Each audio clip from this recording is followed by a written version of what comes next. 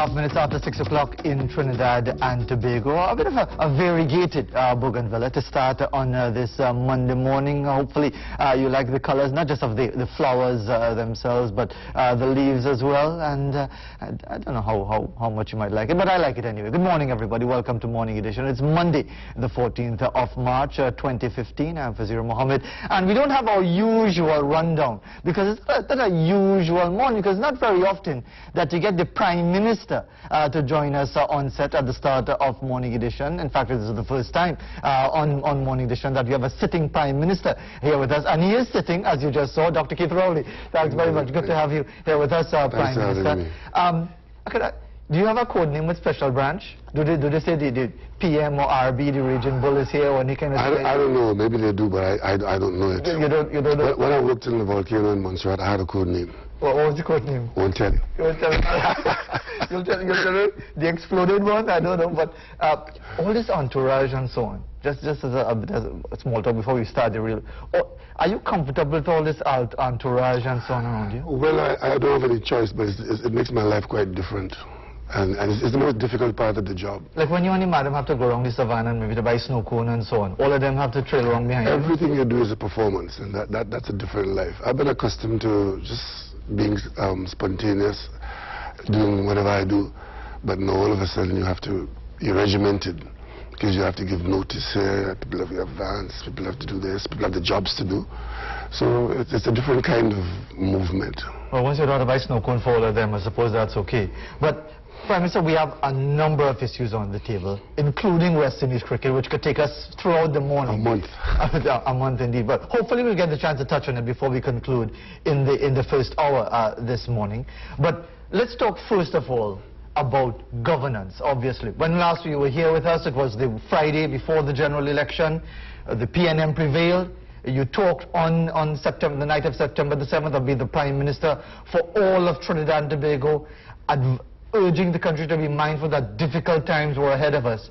Yet the question is being asked, Prime Minister, have we seen the sort of leadership? You are being accused, for want of a better term, of not providing the sort of guidance and inspirational leadership for people to understand exactly where we are at. How do you respond to that suggestion that basically we are not getting the sort of leadership and guidance that you would expect, especially in these difficult economic times? Well, it all depends on what you expect. Certain people have certain kinds of expectations, and if you examine those expectations, you may find that there is no support for what is being said. Because one of the things you have to pay attention to is not that certain things have happened, but that certain things have not happened. Because given what this government is dealing with, all kinds of things can happen. And by the way we've dealt with them, we've prevented certain things from happening.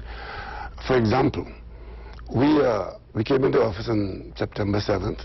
A budget was due by October 1st. And therefore, we had to operate a budget that was pretty much prepared by public servants and others before. We said that to the country. And we also said that one of the main things, and probably the most important thing the government is dealing with, is that we do not have enough money to pay our bills. The budget has a hole of many billions of dollars. We're short. We're spending more than we are likely to earn. And the gap appears to be widening. Yes, because the price of a product that we're selling kept falling. So that situation just kept getting worse and worse. However, one of the most important things we had to do was to maintain the economy on an even keel, and secondly, to ensure that there is no significant immediate job loss as a result of this economic situation. Nobody could tell that the government came into office and just capsized everything. I mean, I saw advice from people. Only yesterday, one of the experts were advising that when we came in September, we should have immediately cut $20 billion out of the government's consideration and put the country on a balanced budget. Now, that sounds good to some people.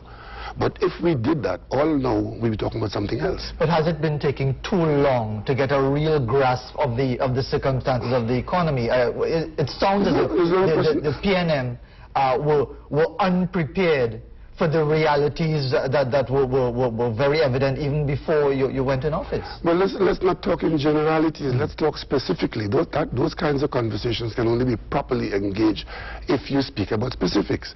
What exactly did we expect? Did we expect a $28 oil? Did we expect $11 billion of debt? Maybe you should have, because all the trend was well, then we are government now. We're just picking up the pieces. Oil price didn't start collapsing last week. They collapsed them from $100 to $80 budget to $60 to $45, but the country's expenditure pattern had not changed. So don't put that on our doorstep. What we are doing now is preventing an implosion. So one of the reasons why you might hear some comments that things have not gone a certain way, because we have very carefully, very systematically been understanding what the situation is so as to make the appropriate response and to preserve some element of sustainability. If we mishandle the economy at this stage, and there are a variety of ways of mishandling an economy, the complaints would be quite different, and there will be complaints. So we expect that there would be persons who will not be pleased, and they will make comments, and especially those who don't have to make the decisions will say whatever, not knowing, because the government has a little more information than most people on these matters at this time. Then why doesn't the government make that information available to all of us? Well, we've made what was available in September. We said to you, we're coming back to you in March or April. The Minister of Finances announced that having operated the system for 6 months, where we are now much better, in a much better position, the Minister of Finance will address the Parliament, and there's going to be a full debate in Parliament, very much like another budget debate, where we're dealing with the actual numbers, because when we came in, we had certain numbers. Those numbers have changed considerably in more ways than one. So when we come in March 8th, we know we'll be able to say, these are the numbers, this is what we have done, this is what we are going to do, and April is in a much different situation to September. So let's be reasonable. And you're talking about, trying to prevent significant job losses and so on. I mean, just on Friday we heard about the ArcelorMittal situation. But Roland, those jobs were not on the government payroll. Sure. The job losses that I'm talking about are the people who are on the government payroll. Fair enough. ArcelorMittal is in the private sector, and those are different kind of job losses where different kinds of economic pressures have come there and other considerations. But it was an interesting press release from you as far as considering a measure of disrespect of the way it was done, yet asking for dialogue. It's almost as if you're beating them with a big stick and then saying, holding out the hand to have a discussion. Well, again, you just asked me to tell you what's going on. We have been very open with the country. You go, and I don't want to say too much about this because the Minister of Labour, who is the person responsible for dealing with the company, met with them yesterday, and with the workers yesterday, and we'll meet with the company today, and these conversations. But there are two things there. One, it was clear that certain developments were taking place. And it didn't look good that you go to the court and the court makes a ruling of a nature which really condemns your conduct. Correct. And the next day you make that kind of far-reaching announcement, which really, I'm sure, was on the cards before. But the government and the people of Trinidad have to deal with these things, because rest assured, ArcelorMittal is not the only company who's thinking along those lines.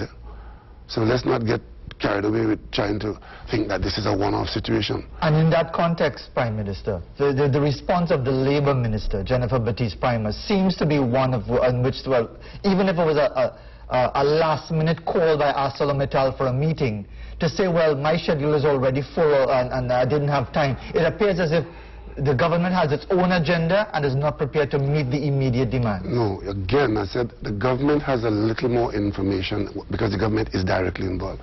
One of the things that the Minister of Labour had to be careful with is not to have the Minister of Labour replace the legal requirements for meeting and treating between the company and the union. And if that attempt was being made, the Minister of Labour had to be careful not to end up in that situation. So let us not be too judgmental without knowing all the details. But she didn't say that, Prime Minister. No, what I'm saying, but... She said the schedule was full. What I'm saying, I'm just trying to explain to you, certain things are said and certain things are not said, certain things are done and certain things are not open to you. But the bottom line is, the involvement of the Minister of Labour is also circumscribed by law. Because remember, the company can invite the Minister of Labour into the process as part of the legal developments. So it is not a simple process of saying the Minister of Labour is supposed to get involved or called into a meeting and so on.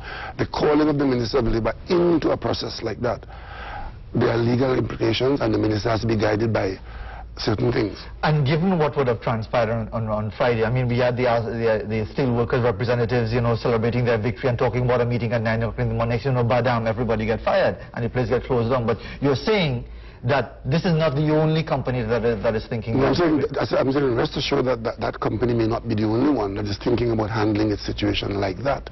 And therefore, is the government prepared to deal with what could be a domino effect? Well, we have a certain legal framework, but at the end of the day, business determines what goes on in their boardrooms. And as long as that is done within the law, the room to maneuver with the government, by the government, is not very wide. However, we believe that if there's proper dialogue and there are difficulties, then maybe we can talk some of those things through. For example, when the company did its first closure, which wasn't a shutdown and it wasn't a retrenchment, it was a temporary closure, and certain reasons were given, which were external pressures. Now, we in the government, we're hearing that this decision is now influenced by certain increases that surprising to us, water rates and telephone rates and this rate. And anticipated rates to be increased. Well, I'm saying that all over the world, in any country operating, you can anticipate what a government might do, but we don't hold it up as policy. And if there are discussions to take place around these things, then maybe conversations can take place. Because remember, even before this happened, certain kinds of conditions existed to allow that steel company to continue in Trinidad and Tobago. It's the largest user of electricity. The rates of electricity were also, there were certain considerations there, and there were certain discussions to take place around that. And in fact, they were going on. So there's a whole complex issue. Sure. And I mean, I don't think we could expect that every single detail in confidential discussions are going to be made available to the wider public. But you talked about, you know, it's not business as usual. And the public, maybe the media specifically, might be asking the question. It appears to be business as usual, the form and the structure of governance and doing things in a certain way. Are you doing anything fundamentally different as far as governance? Well, the first thing we're doing is ensuring that we take responsibility within the context of our circumstances. The first thing that happened in this country after the election is that the government operated at 10 ministers short. The last government had 33 ministers, we have 23. That might not be 10 ministers short, they might have 10 ministers too much. Well, probably no, but if you look at how the workload is shared, you wouldn't come to that conclusion.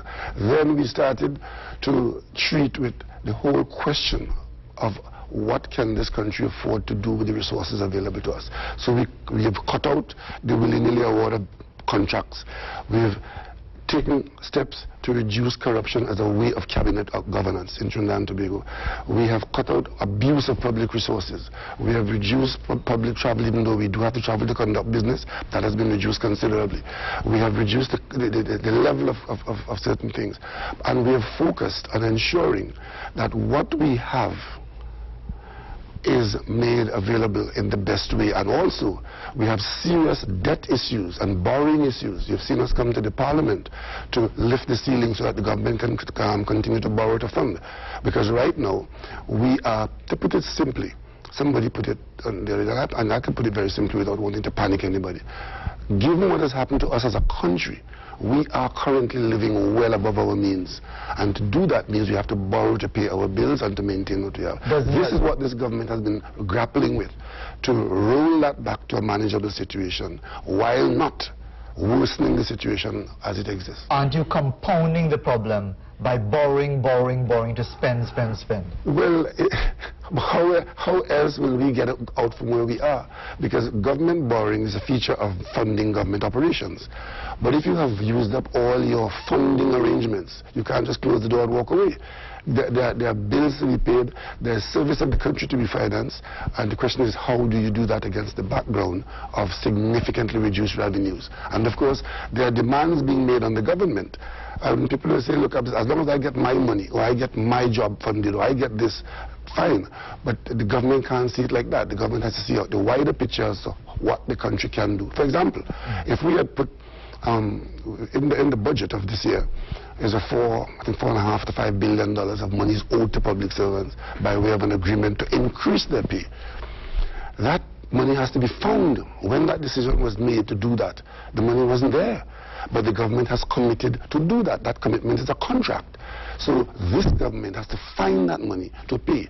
But the government is also mindful that what we think is more important is not to ensure that we pay the back pay immediately, but to make sure that the workers who are going to receive that back pay don't lose their jobs in the process. So it's a balancing act. So we said we'll look for the money in by mid-year, and we're now thinking that we could begin to deal with that by about June or so. And that's how you manage yourself out of a difficult situation. Prime Minister, you talked about the issue of corruption or the perception of corruption, and looking at the PNM manifesto prior to the general election, there were the statements related to integrity, selflessness of members of parliament, objectivity, accountability, honesty, openness, and so on.